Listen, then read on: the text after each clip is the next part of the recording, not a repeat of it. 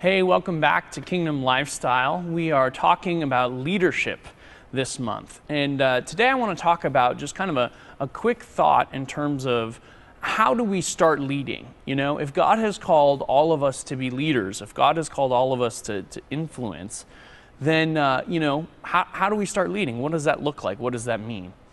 Well, this is what Peter and John say. This is in Acts 4, right after they've healed the crippled man and they're being questioned by the religious officials and all of this.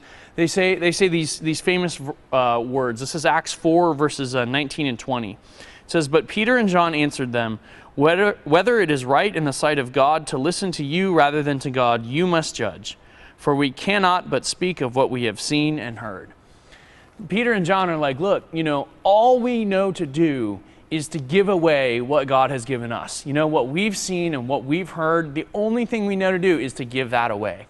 And in essence, that's really what the essence of leadership is. If you don't know, man, how do I lead? How do I influence? How do I make disciples of the people in my life or the things around me?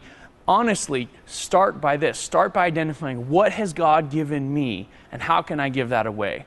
What's my story? What are my passions? What have my experiences been? How has God become real in my life? How has He changed my life?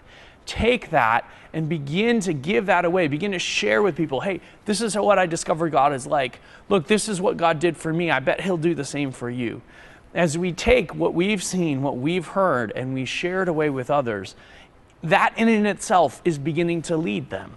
And that's how we are called to make disciples of all nations. So take that. I hope that helps you guys know how to get started leading in your spheres of influence and in your life. Take that and go live Jesus today.